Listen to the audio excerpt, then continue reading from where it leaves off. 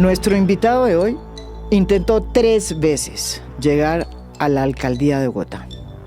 La primera vez que lo hizo fue en las elecciones del 2011, en las que se presentó también Gustavo Petro, quien ganó las elecciones en esa ocasión.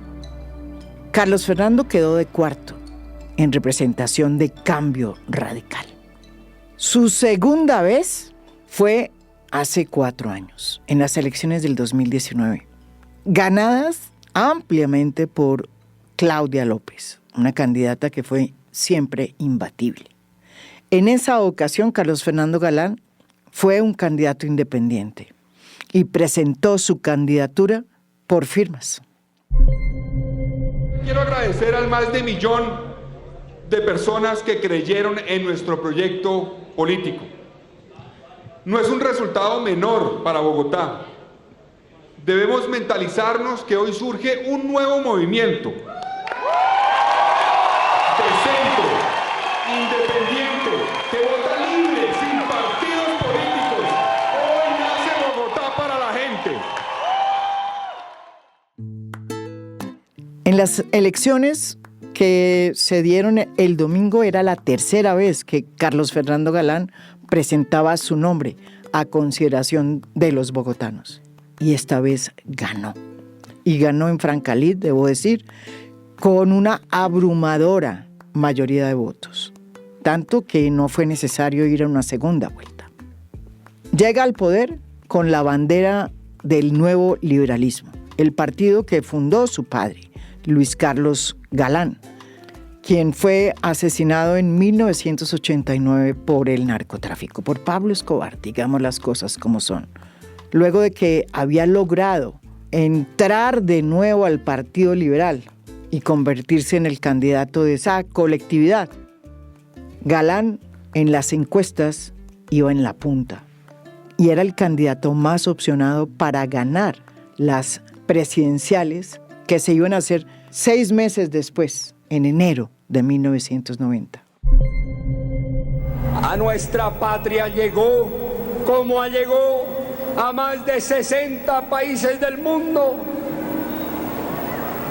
el poder oscuro y criminal del narcotráfico, y ha sido desde 1982, un año antes de que Rodrigo Lara asumiera el Ministerio de Justicia, ha sido el nuevo liberalismo la única fuerza política que en Colombia se enfrentó a ese adversario terrible de la sociedad, de la organización institucional.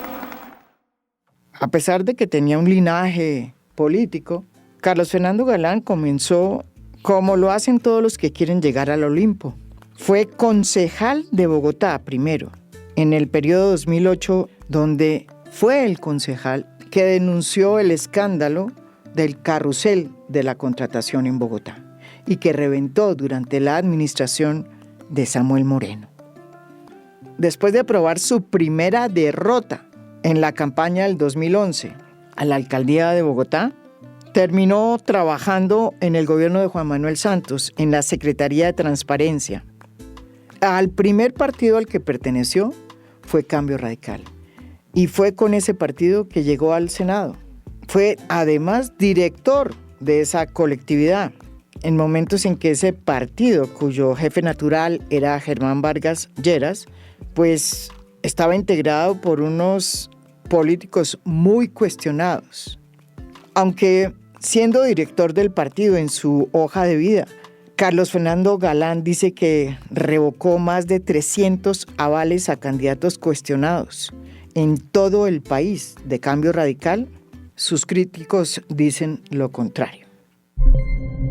Esa es la historia de Carlos Fernando Galán. Él dice que seguramente mañana saldrá a quejarse y a hacer la aralaca y a decir que esto es una guerra sucia y que no sé qué. Aquí están las fechas. Desmienta los documentos. Usted avaló a la gente que me mandó a matar en Cambio Radical. Esa es la verdad. Y que vean las fechas los bogotanos y que decidan si quieren al independiente Galán de alcalde.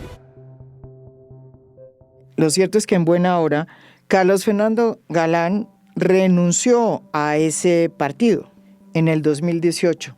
Y a partir de que el Consejo Nacional Electoral revivió la personería jurídica del partido de su padre, el Nuevo Liberalismo, Carlos Fernando Galán decidió convertirse en el jefe de ese partido.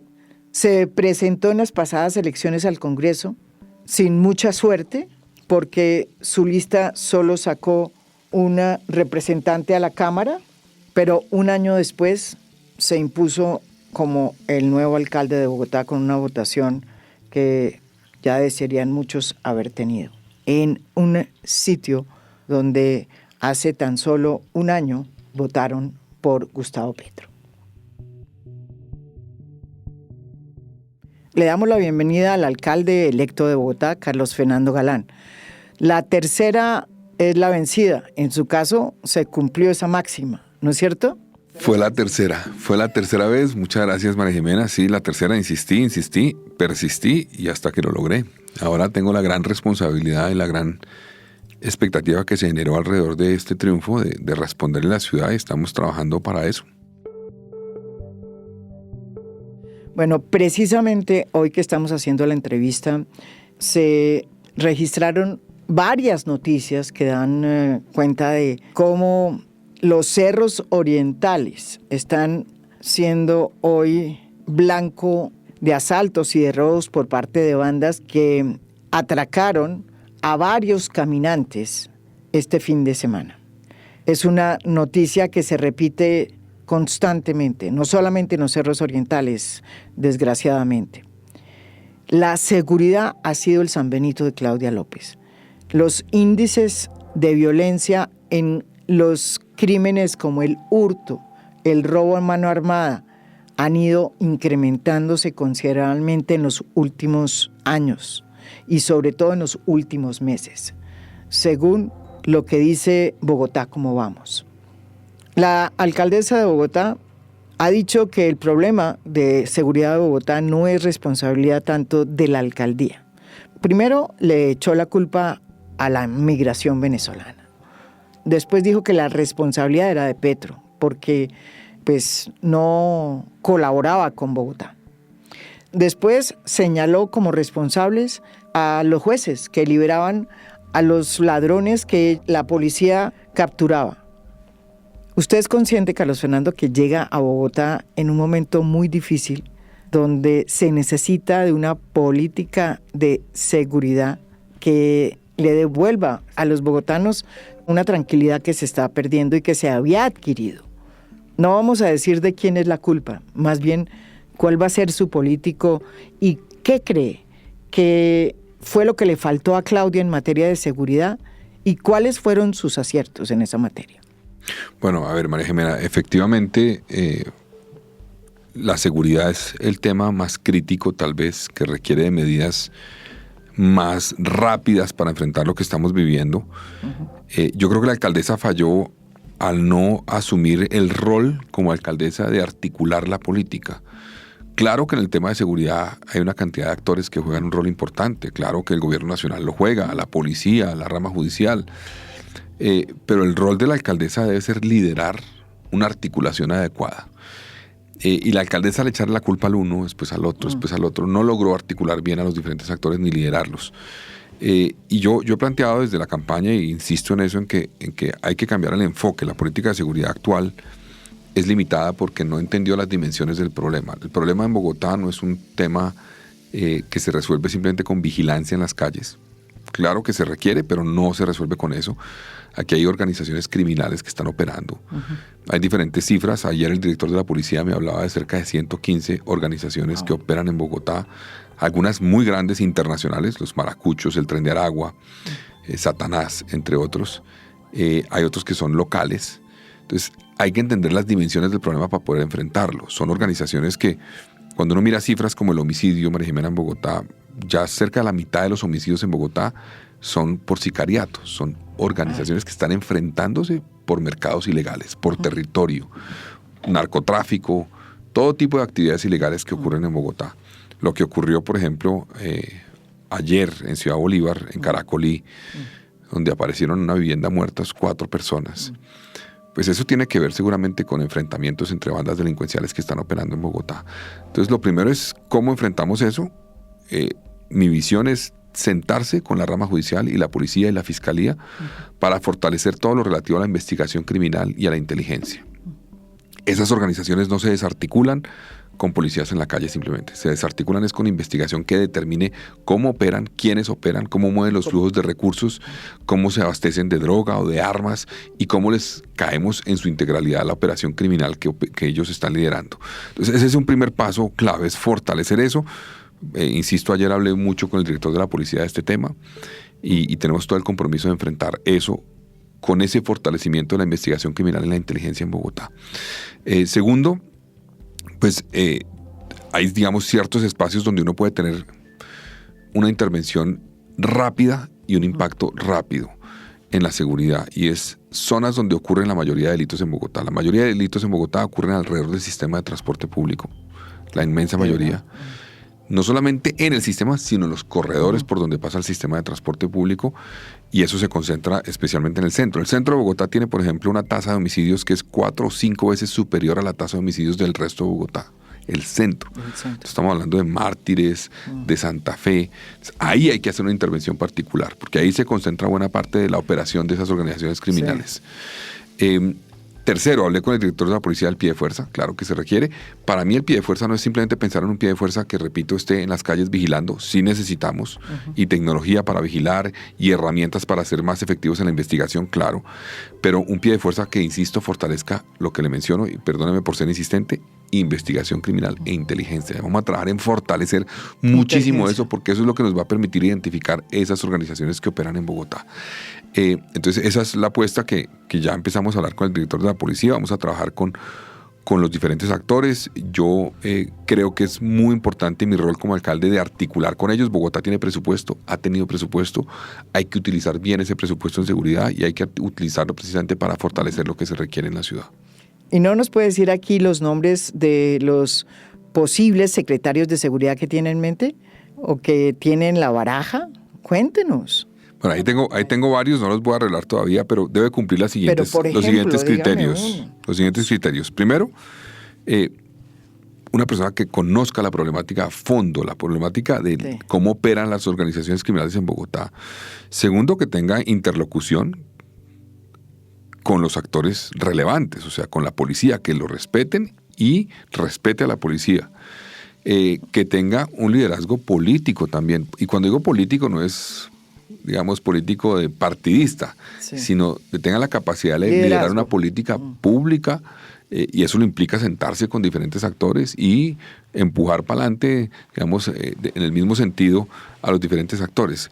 Ahí hay varios, no voy a soltar nombres porque quiero dar todavía un espacio en el empalme para que jueguen un rol varios de ellos, medirlos un poquito también, me parece importante, pero hay gente buena. En el empalme no veo nadie, o sea, que además un empalme lleno de mujeres. Ahí las sí, están coordinando 8 mujeres, pero con ellas en la parte operativa hay mucha gente que van a conocer pronto. Pero, por ejemplo, podemos descartar a Diego Molano. Yo no he pensado en los exdirectores, ex candidatos para cumplir una misión en ese sentido. Creo que necesitamos... Hay personas muy buenas, extraordinarias, que van a recoger una visión firme de la seguridad, pero teniendo un enfoque claro de derechos humanos. Eso es muy importante para mí. Vamos a trabajar en ese sentido, pero ellos no me han manifestado su intención de participar tampoco en el gobierno. Los ex candidatos con los que me he reunido no me han manifestado eso. Quieren ayudar a Bogotá y están listos a dar ideas y aportar de su propuesta programática cosas que puedan servirle a Bogotá, y yo voy a recoger buena parte de eso. Me parece que hay cosas interesantes en todos, debo decirle, María Jimena. Inclusive a mí me criticaban el otro día porque mencioné el caso de Bolívar, con quien tengo profundas diferencias, pero hay temas que hay que reconocer. El tema del bilingüismo y apostarle a eso me parece importante. No es un tema de seguridad, pero voy a recoger ideas de todos en algunos aspectos. Entonces no he pensado en ellos como miembros del gabinete. Estoy pensando en otras personas muy preparadas, muy técnicas, que conocen la problemática, que la han estudiado, que además han sido visibles en términos de estudiar esa problemática y que tengan una buena interlocución, porque eso es muy importante. Pero porque deme un abanico de nombres. No le va a soltar ningún nombre, María Jimena, todavía. Pero le digo una cosa, porque es que uno ha visto ahí gente muy buena, Yo, por ejemplo, Hugo Acero es extraordinario en términos de conocimiento de la ciudad, pero no pudo articular bien con los diferentes actores. Entonces, eso se requiere conocimiento, expertise en el tema, interlocución, liderazgo, es una combinación. Entonces, pronto van a conocer esos nombres que son muy, muy buenos en todos los frentes. Estamos hasta ahora, hoy tenemos las primeras reuniones técnicas de empalme, porque hemos tenido ya reuniones, pero un poco como generales. Hoy arrancamos con varias, yo voy a estar en el de Hacienda, mañana tengo seguridad, yo mismo voy a coordinar, digamos, el empalme, pero con el apoyo de estas 8 mujeres extraordinarias que nos van a ayudar en los diferentes frentes. Sí, es un empalme que tiene por lo menos mujeres muy calificadas, que ya además varias de ellas han trabajado en la administración pública y pertenecen como a la centro derecha, digamos, sí, podríamos decir, pues centro y derecha, digo yo. Centro y centro derecha de pronto. Centro y centro derecha. Y habrá gente de centro izquierda también. Ahí va a haber un equipo técnico que yo no me he puesto a pensar en, bueno, de dónde viene para tomar una decisión de incorporar a alguien en los equipos, sino más bien qué conoce, qué expertise tiene, qué experiencia tiene y cómo nos puede aportar. Entonces hay gente que trabajó con Petro, hay gente que trabajó con Duque, con Santos, con Uribe, con Peñalosa, con, en fin, con los diferentes actores, con Claudia también. Entonces ahí no va a haber, digamos, ese criterio no va a ser ni para incluir a alguien ni para sacar a alguien de este proceso. Carlos Fernando, es evidente que usted ganó en Francalit y que lo hizo con una votación abrumadora, pero también, como lo han leído muchos analistas, es evidente que la derecha votó por usted por temor a que pasara incluso en segunda vuelta el candidato de Petro, Gustavo Bolívar. ¿Usted es consciente de eso? Yo creo que fue un apoyo diverso, hubo sectores de centro izquierda, así lo anunciaron en su apoyo a mi candidatura, o sea, un Carlos Vicente de Rú, por ejemplo, que me acompañó, una Sandra Borda, Humberto de la Calle, digamos, fueron clave en darle un impulso a mi candidatura, yo soy consciente de eso, y también hubo gente de centro derecha que llegó, y hubo votantes de centro derecha y derecha que decidieron acompañarnos, pero yo creo que demostramos que podíamos hacer una convergencia amplia, que recogió, digamos, aspiraciones que tenían que ver con una política distinta. Yo no hice una campaña de agresiones, hice una campaña que tenía capacidad de reconocer aciertos en diferentes actores. Inclusive una de las cosas que más palo me dieron en campaña, María Jimena, debo decir, es porque yo le reconocí, por ejemplo, a Petro como alcalde, cosas que hizo. Lo que hizo con el tema del matadero distrital, lo convirtió en biblioteca, la política en tema animalista. Y eso lo utilizaron para decir que yo era supuestamente el plan B de Petro, ¿no? Yo dije, no, el resto de la candidatura, la alcaldía de Petro me pareció muy equivocada, pero yo creo que la ciudad necesita un liderazgo que reconozca las cosas que se han hecho bien, independientemente de quién las ha hecho, y eso fue la clave, ¿sabe? Yo cuando miraba... Como que usted apeló a ese... Tener esa capacidad de reconocer, porque la ciudad no puede arrancar de cero cada 4 años. Yo voy a darle continuidad a cosas que surgieron de Petro, de Claudia, de Peñalosa, o inclusive desde antes, o a recuperar cosas que se abandonaron. Por ejemplo, lo que fue Bogotá sin hambre, hoy se requiere nuevamente un impulso a esa política porque nos dejó la pandemia nos dejó una situación crítica. También la inflación de los últimos 2 años ha agravado esa situación. Tenemos un 30% de habitantes de Bogotá que no comen 3 comidas al día hoy. Entonces, esa prioridad que le dimos en nuestra campaña a entender que la ciudad no puede arrancar de cero, que hay que reconocer cosas positivas que han hecho diferentes alcaldes que o se abandonaron o que hay que continuar porque existen hoy, nos llevó también al triunfo. Es una combinación de cosas y claro, hubo gente que dijo, este es el que le puede ganar a Bolívar y nos acompañó. No éramos su plan A, éramos su plan B, pero fue una mezcla y yo tengo que entender ese electorado y actuar acorde con ese mandato que me dieron. Bueno, esta campaña estuvo, como hace 4 años, también marcada por el tema del metro. Sin embargo, en esta ocasión, quien lo trajo a colación fue el propio presidente de la República, cuando se metió en la discusión y como presidente intentó decir que había que cambiar y que tenía cómo cambiar las reglas de juego para que no se hiciera un metro elevado, sino un metro subterráneo, que era como el que él había dejado planteado. Lo que sucedió fue que usted de alguna manera le ganó esa partida a Gustavo Petro.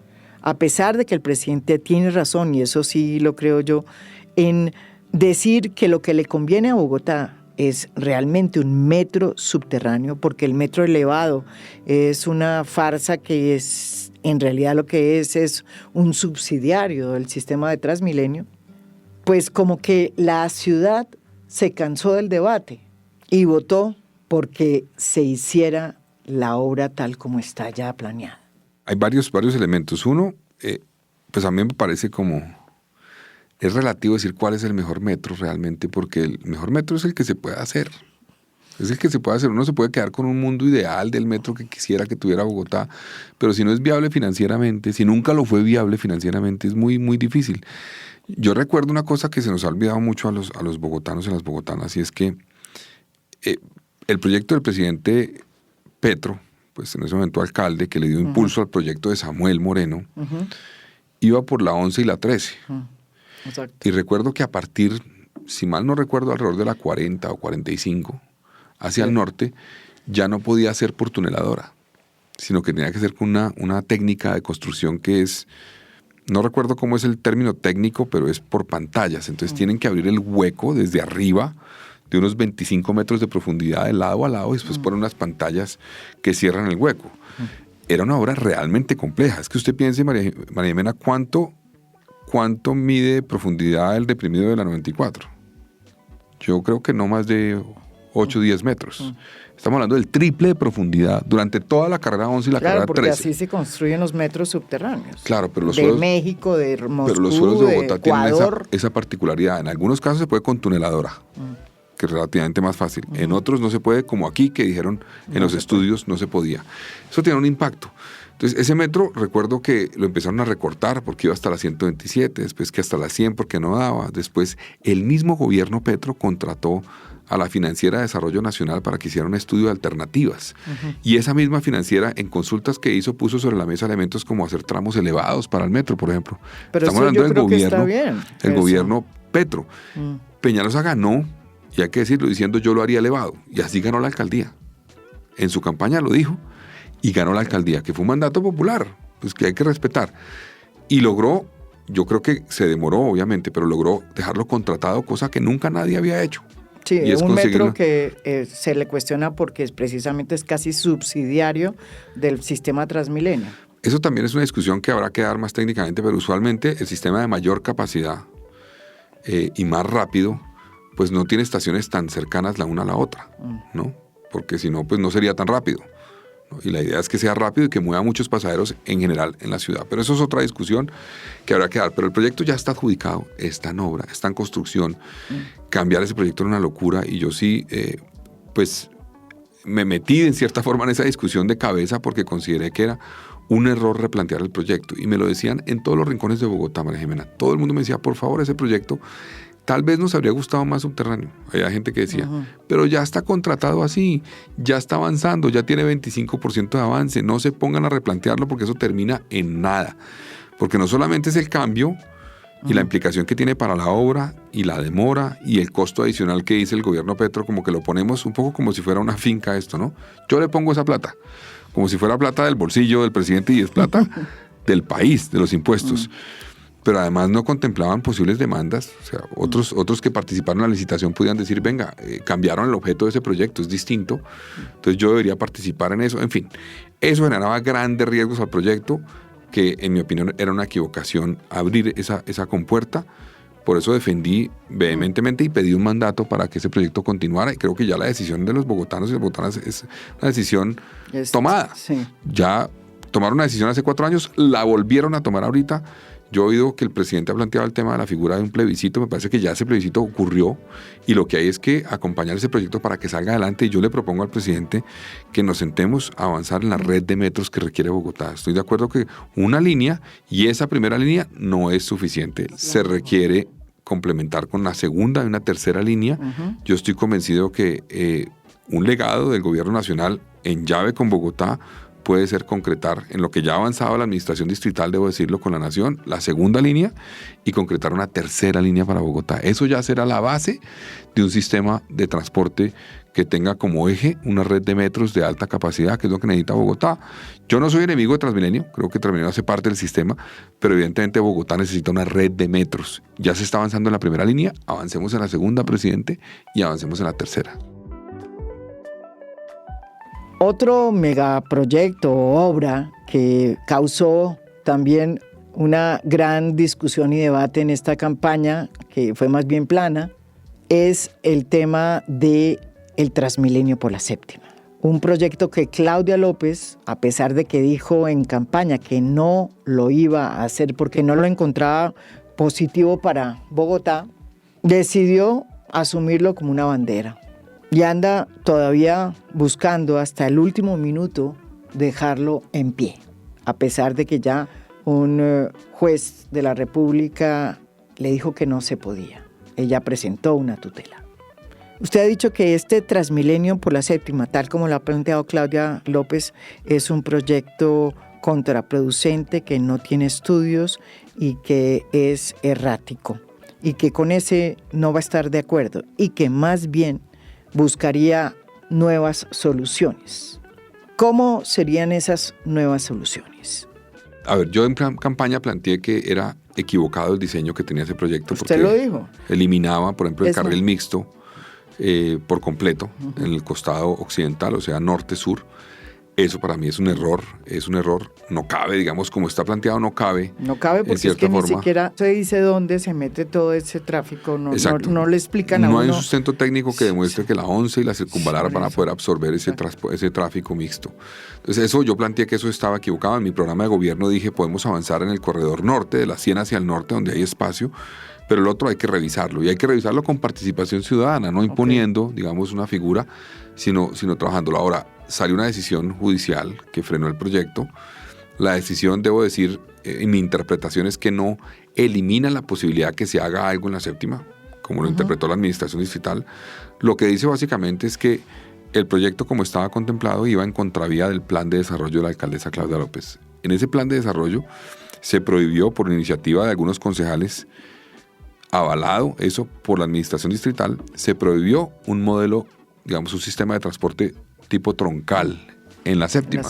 ¿Troncal qué es? Troncal es un corredor de buses, claro, eléctricos, pero de buses con sobrepaso de alta capacidad. Eso es lo que prohíbe el plan de desarrollo de la alcaldesa Claudia López, y quedó plasmado en el proyecto del Corredor Verde que ella trató de licitar. Entonces, básicamente lo que le dijo el juez, usted no puede ir en contravía de su propio plan de desarrollo. ¿Cómo se resuelve eso?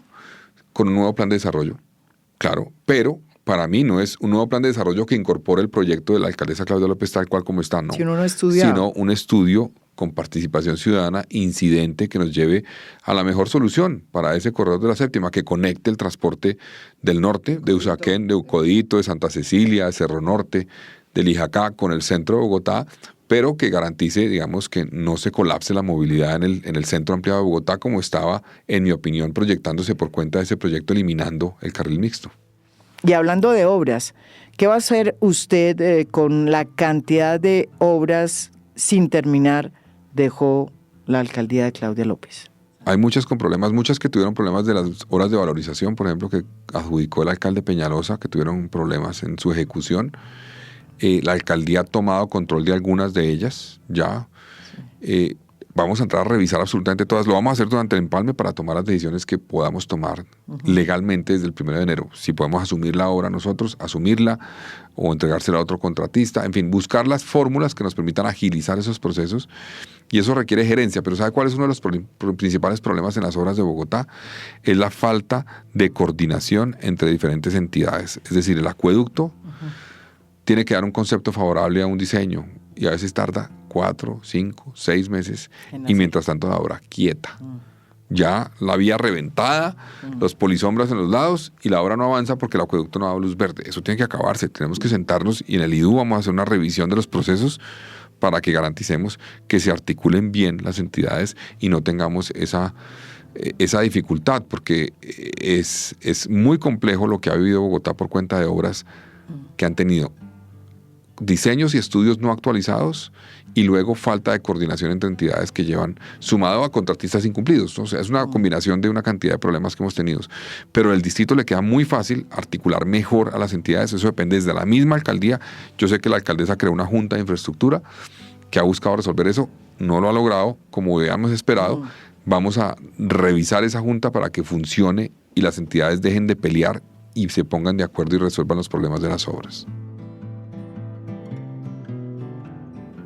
Bogotá es una ciudad donde no funciona el voto radical, sino más bien un voto que se mueve entre la centro-izquierda y la centro- y centro-derecha, pero que no toca los radicalismos ni de un lado ni del otro. Ese es como el perfil del votante de Bogotá. Unas veces vota Petro, como hace un año, y otras veces vota, como ocurrió el domingo 29 de octubre, por una opción como usted, que está ubicado, digamos, entre la centro y la centro-derecha. Lo ubican ahí. Usted me dirá si me equivoco. ¿Cómo logró recoger ese voto independiente? Digamos, quienes dicen que es el fortín del uno o del otro, se equivocan. Aquí no es el fortín de nadie. La gente aquí es libre y además le gusta, en mi opinión, le ha gustado tradicionalmente hacer un equilibrio. Si usted se pone a ver, María Jimena, en los últimos 20 años casi que ningún presidente ha logrado que un alcalde cercano llegue a la alcaldía. La ciudad le gusta también generar un equilibrio. Ganamos en 19 de las 20 localidades. Solamente en Sumapaz nos ganó como por un porcentaje pequeño Gustavo Bolívar. De resto en 19, o sea, ganamos de lejos, con más del 40% en localidades como Ciudad Bolívar, como Bosa, como Usme. Entonces, no sé, a mí me eligió pues toda Bogotá, soy consciente de lo que eso significa. Yo tengo que trabajar para unir a esta ciudad. Eso se hace con una actitud convocante, con diálogo. No vamos a llegar a imponer cosas a la fuerza, sino vamos a dialogar. Sé que, por ejemplo, Gustavo Bolívar logró conectar a muchos jóvenes y también Juan Daniel Oviedo, que tienen, digamos, una expectativa de que esta ciudad tome decisiones que les garantice oportunidades, que construyan, fortalezca muchísimo el sistema educativo, que es una ciudad que no, digamos, que por ningún motivo vaya a cerrar la puerta, obviamente, a un diálogo que se requiere realmente. Yo soy consciente que lo que pasó aquí con el estallido social, pues hay varias versiones. Entonces uno oye, por ejemplo, situaciones donde dicen, aquí en el estallido social fue una cosa articulada para desestabilizar un gobierno, punto. No, yo creo que sí hubo una situación social, hay una situación social crítica en los sectores que se sienten completamente al margen de lo que ha ocurrido en términos de desarrollo y que tienen que ser incorporados.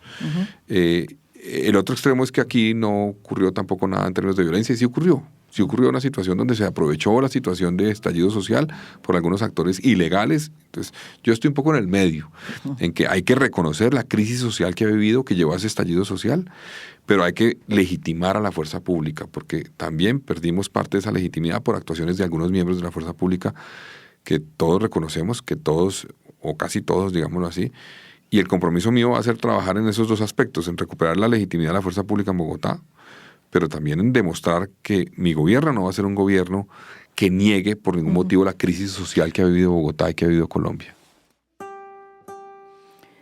Es evidente que usted quiere fundar o afincar un proyecto político a través de esta revivida que se le está pegando al nuevo liberalismo, su partido.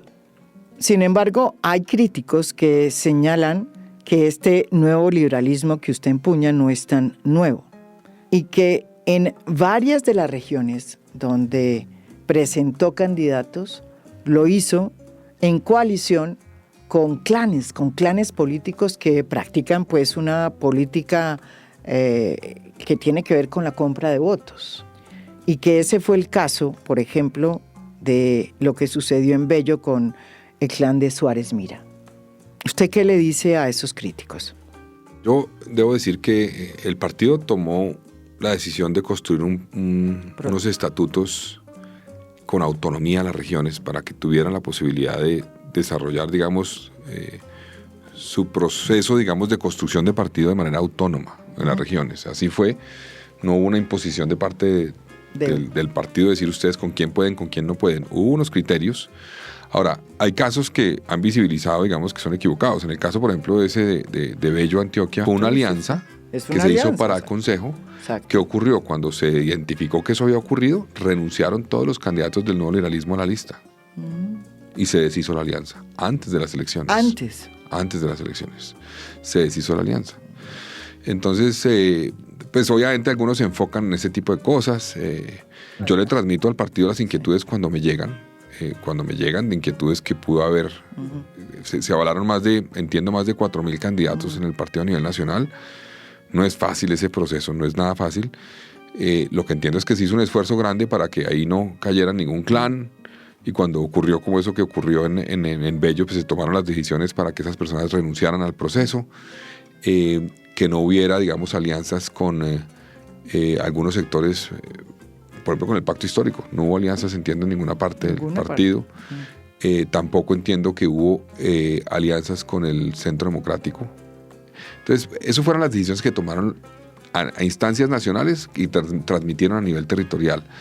No va a ser fácil. ¿Cambio Radical?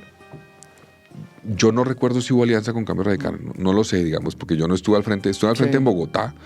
En Bogotá hicimos alianza, fue con En Marcha, la lista del Consejo. Eso sí, con Fernando Cristo. De resto no hubo más alianzas, digamos, en Bogotá, solamente esa. Y yo creo que eso es un proceso y el partido tiene que estar listo. Y si hay algún caso, María Jimena, que surja de inquietud, pues claro que el partido tiene que rendir cuentas y explicar por qué se hizo esa alianza, con quién se hizo, cuáles son los argumentos, revise las denuncias que haya frente al actor eventualmente cuestionado. Y claro que estamos listos a hacerlo. Lo que no podemos tampoco permitir es que a algunos actores les guste mirar la paja en el ojo ajeno, pero ignoren la viga en el propio, que es lo que usualmente ocurre en la política, ¿no? O sea, que algunos actores se dedican a eso, pero, por ejemplo, le llama a uno la atención a algunos que defienden al gobierno del presidente Petro y cuestionan otros partidos de posibles alianzas, y uno dice, pero no se han puesto a pensar en cómo fueron las alianzas para que llegara el presidente Petro a la presidencia. Eso hay que tenerlo en cuenta. Entonces deberían también ser autocríticos. La alcaldía de Bogotá se convierte casi que en muchos casos como un peaje inicial para llegar a la presidencia de la República. Y unos llegan más rápido y otros más tarde. Y algunos no llegan. Es evidente que usted también quiere ser presidente de la República. Así como lo quiere hacer Claudia López, nuestra actual alcaldesa. Es evidente que usted quiere ser candidato presidencial. ¿Usted cree, María Jimena? Yo creo que sí, pero eso me parece bien. Eso no es un problema. Es cómo lo va a hacer. Pero yo tengo una diferencia un poco con la alcaldesa y con otros actores que han, digamos, seguido ese camino. Y es que usted se pone a ver mi carrera y yo he insistido en el tema de Bogotá. Sí, siempre, yo también, desde que lo que yo lo... Mi pasión, mi interés real es llegar a la alcaldía y trabajar desde la alcaldía. Siento que uno puede producir muchos cambios, tal vez inclusive más directos y concretos en la vida de la gente desde la alcaldía. Entonces me apasiona mucho más eso, la verdad. Nunca he pensado decir, no, yo debería aspirar a la presidencia. No he pensado en eso, no me interesa, no me suena. Me suena hacerlo bien en la alcaldía. Además porque también creo que el alcalde que empieza a tomar decisiones con eso en mente se equivoca. Y no digo se equivoca porque afecta, digamos, sino porque puede embarrarla en la ciudad. La ciudad a veces requiere decisiones que son impopulares, por ejemplo. A mí un líder político hace muchos años me dijo una cosa sobre eso y me dijo, los alcaldes tienen que tomar decisiones que muchas veces van en contravía claramente de su favorabilidad, pero son las responsables. Entonces eso hace que un buen alcalde muchas veces tenga pocas posibilidades reales de ser presidente. Y eso si usted se pone a mirar cuántos exalcaldes de Bogotá han llegado a la presidencia, creo que solo 3. Creo que Virgilio Barco, Andrés Pastrana y Gustavo Petro. No más. Muchos han intentado, ¿no? Intentó Hernando Durán Duzán, intentó, Gaitán, obviamente, intentó Enrique Peñalosa, Antanas Mocus, Jaime Castro, sí, imagínese. Y no han podido. Todos no han podido. Entonces, a mí no me trasnocha para nada eso. Ahorita me trasnocha es cumplir desde la alcaldía de Bogotá. Si me pongo a pensar en algo así, sé que la voy a embarrar. No puedo pensar en algo así. Mi interés y todos mis esfuerzos y todo mi pensamiento van a estar en hacerlo bien desde la alcaldía. Hacerlo bien puede ser tomar decisiones impopulares también, ¿no? Una de las cosas que me sorprendió de su discurso de aceptación de la victoria fue ese párrafo que le dedicó a que iba a respetar a la crítica, a los medios que lo criticaran. Me sorprendió y me sorprendió para bien. Ojalá no se le olvide cuando llegue al poder. Así habló usted ese día, el día de su triunfo. Yo voy a ser un alcalde, debo decirles que va a escuchar la crítica. No le tengo miedo, la necesito, la crítica. Para mí va a ser fundamental escuchar la crítica para corregir cuando haya lugar. Yo voy a trabajar para defender la libertad de prensa, para que desde la alcaldía se garantice el ejercicio de la prensa y nos vigilen todas las actuaciones que vamos a cumplir. No se me va a olvidar, y yo creo que eso es parte, digamos, de un ejercicio político distinto, ¿no? Yo, por ejemplo, usted me conoce, yo he dado peleas, por ejemplo, usualmente en la política, y repito lo que estábamos hablando hace un rato, los políticos empiezan a echarle agua sucia a los demás partidos, ¿no? Y se quedan callados frente a los que pasan en su casa. Y eso parece que es un error. Uno tiene que arrancar por decir, venga, en mi partido hay problemas, y tenemos que reconocerlo y denunciarlo. Yo siempre lo hice así. Y creo que en el gobierno tengo que ser igual. O sea, si a mí los medios de comunicación me señalan que se está fallando en una política o que hay algún caso de alguien que está haciendo algo indebido, no puedo salir con una especie de solidaridad de cuerpo a culpar al medio o atacar al medio. Tengo que reconocer la labor que cumplen, ver qué argumentos hay para defender y explicar por qué no es cierto, o qué argumentos hay para demostrar que sí es cierto y tomar decisiones. Pero siempre tendré esa actitud porque creo que eso le ayuda al gobierno. Eso no afecta al gobierno. Reconocer si hay algún error que se comete o si hay alguien que está haciendo algo indebido es el primer paso para corregirlo. Yo creo que además, María Jimena, que parte del aprendizaje que tuve en las dos campañas previas, las derrotas, la derrota del pasado, tiene que ver con eso, que uno como un líder político tiene que aprender a escuchar, a oír la crítica. Usted sabe que a los políticos nos gusta, y yo incluyo a todos, rodearnos de la gente que nos dice que todo está bien, que todo está perfecto, que uno dice las cosas bien, etcétera, y uno aleja a la gente que le critica. Eso es un error. Eso es parte del aprendizaje. Lucho contra eso, como creo que deben luchar todos, pero es parte del ejercicio de aprendizaje para tomar mejores decisiones, y es ser capaz de escuchar a la crítica de los medios, pero ser capaz de rodearse de gente que le diga a uno que está fallando para que uno corrija, y no de gente que le dice que todo está perfecto. Esos gobernantes que se rodean de eso, la embarran. Bogotá se ha convertido también en una urbe que es un centro nocturno donde hay restaurantes, discotecas, y que además produce una cantidad de empleos y mantienen a Bogotá despierta. ¿Usted qué va a hacer con esa Bogotá de noche? ¿Qué le va a decir? Bueno, María Jimena, Bogotá tiene una política, un programa que existe ya hace varios años que se llama Bogotá 24 horas. Yo quiero darle un impulso a ese programa. Me parece importantísimo y tiene diferentes, digamos, aristas. Uno es obviamente el tema de la rumba, es el que siempre se habla.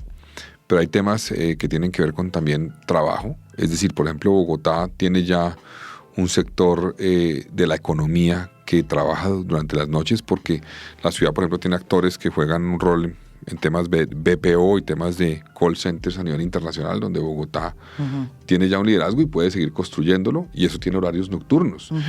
Tiene actividades no solamente de rumba, sino gastronómicas ya en varias zonas de la ciudad que tienen horario extendido.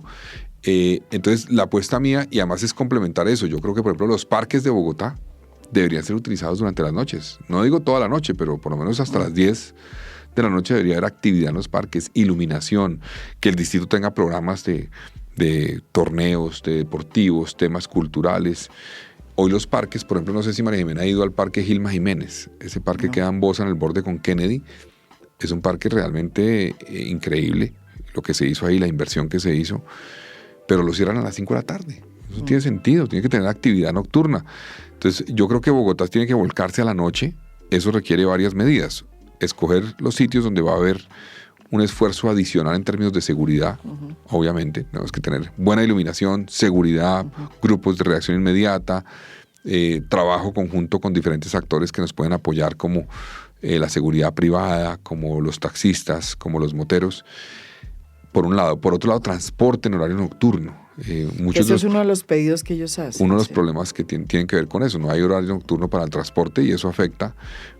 Por ejemplo, ahorita tenemos un problema con el fin del convenio de transporte entre Bogotá y Soacha, que se va a ampliar, según me informó la alcaldesa, por unos meses para desarrollar un nuevo proceso, por 5 meses. Pero que eso se acabe implica que la gente que trabaja en Corabastos, por ejemplo, no puede llegar desde Soacha. Entonces, el horario nocturno requiere varias medidas. Requiere, como lo planteamos en campaña, seguridad, un esfuerzo adicional, transporte, una oferta del distrito además adicional en gestores de convivencia, gestores de justicia. Entonces vamos a trabajar con los actores. Yo me he reunido con varios de los que ya trabajan en la actividad nocturna. Además hay unos sitios, no sé si usted conoce, por ejemplo, Turingia en Suba, de comida. Váyase un día allá y visite eso y va a encontrarse con una cosa bien interesante. Digamos, hay unos distritos de actividad económica, gastronómica, de rumba en diferentes puntos de Bogotá que no son tan conocidos, que ya existen, que han sido como orgánicos, digámoslo así, que requieren de un apoyo del distrito y lo vamos a dar para fortalecer. Eso genera una cantidad de empleo, actividad económica. Obviamente hay que hacerlo en zonas donde no se afecta a zonas residenciales. Hay gente que también se le queja a uno porque dicen en horario nocturno. Y hay una cosa que puede ser impopular, pero lo vamos a hablar con la gente, obviamente, no lo vamos a imponer, y es que queremos avanzar en horario nocturno para obras. Yo creo que el metro, en algunas zonas, hablándolo con la gente, puede avanzar más rápidamente si se permite en horario nocturno la obra. Obviamente, es aquellas zonas que no estén tan cerca a una zona residencial, etcétera, pero la gente, digamos, muchas veces, y esto lo hablé en campaña con la gente en la calle, la gente dice, bueno, pero si la obra se va a demorar menos, realmente, de pronto nos aguantamos un tiempo de obra en horario nocturno. Entonces habrá que hablarlo, no va a ser impuesto, vamos a hablarlo, pero la ciudad tiene que estar mucho más activa por la noche, lo vamos a hacer, hay una oportunidad económica inmensa ahí, pero requiere de acciones concretas de fortalecimiento de la seguridad y del transporte particularmente. Y cuénteme una cosa, ¿el presidente sigue sin llamarlo a felicitar?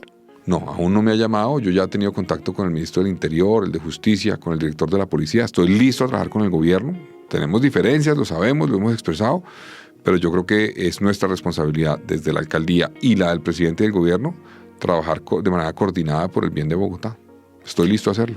No depende de mí, depende del presidente. Yo estoy listo a sentarme con él ya en el momento que él diga. Si no lo ha hecho, digamos, si no me ha convocado antes del 1 de enero, pues lo invitaré también yo al Palacio Líbano para que me visite. Y como le decía, yo sí creo que es importante una buena articulación en medio de la diferencia. ¿Y cómo va a ser eso? Porque va a ser difícil. Digo yo, ¿no es posible, es posible que sea difícil, digamos, ya llama la atención pues que no haya llamado hasta este momento, pero ya empecé a trabajar en cierta forma con los actores del gobierno nacional y voy a trabajar con el director de la policía, voy a empezar a trabajar con los ministros, a la espera que el presidente, digamos, atienda, digamos, esa responsabilidad un poco institucional que tenemos los dos, y es trabajar respetando el mandato que él tiene como presidente y el mandato que yo tengo como alcalde. Yo estoy listo a trabajar, María Jimena, con él. Creo que además del metro hay otros temas que son importantes. El tema de seguridad es muy importante. Quiero trabajar con el presidente. El tema de educación es muy importante. Sé que el presidente ha hecho propuestas que son clave para fortalecer la universidad distrital. Estoy listo a avanzar en esos proyectos, que son proyectos que el presidente ha propuesto, digamos, y lo reconozco así, y yo coincido con ellos y voy a empujarlos y ayudar a que salgan adelante desde la alcaldía. He manifestado preocupación en algunos aspectos que me parece importante que hablemos, las implicaciones que tiene la reforma a la salud, cómo está en este momento para una ciudad como Bogotá, las implicaciones de la reforma laboral. Todos son temas que hay que discutir porque, digamos, él es el presidente de Colombia, él tiene una responsabilidad también con sus electores en Bogotá, y creo que una buena articulación con la alcaldía va a ser clave para que él le pueda responder a sus electores también. Carlos Fernando, ¿usted ha pensado estos días en su papá? ¿En Luis Carlos Galán? Sí, María Jimena, claro que pensé en él, obviamente, y siempre pienso en él. Necesito que me guíe, que me ayude desde donde está. Yo siempre pienso en qué me recomendaría, qué decisiones tomar, cómo tomarlas. Entonces, claro, él está presente, además porque está presente en la gente, María Jimena. La gente lo recuerda mucho. Sí, hubo gente que, además, eso fue impactante, que se me acercaron varios, no uno, varias personas, diciéndome una frase pues que era más o menos del siguiente estilo, digamos, decían: yo no confío en los políticos, en ningún político, pero voy a votar por usted, porque lo he visto hacer política, lo he visto un poco distinto, pero ¿sabe por qué en el fondo por qué lo voy a hacer? Porque usted tiene una responsabilidad que no es ni siquiera con sus electores, ni con su ciudad, sino con algo más complejo. Y es que usted sí va a poder llegar a un cargo de una envergadura que su padre nunca pudo llegar. Entonces usted tiene una responsabilidad muy grande con él. Y eso me da tranquilidad que usted tenga eso ahí encima. Ese piano encima me da tranquilidad. Entonces, claro que pienso en él y soy consciente de ese piano que cargo y estoy listo a cargarlo, pero no es fácil. No es fácil, ¿no? No es fácil. No es fácil.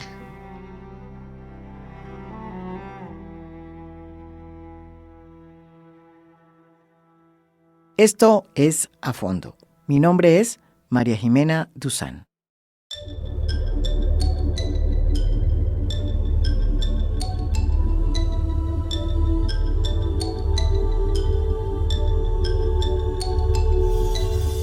A Fondo es un podcast producido por Mafialand. Producción general, Lucy Moreno. Postproducción de audio, Daniel Chávez. Música original del maestro Óscar Acevedo. Nos pueden escuchar también en mi canal de YouTube. Gracias por escuchar. Soy María Jimena Duzán.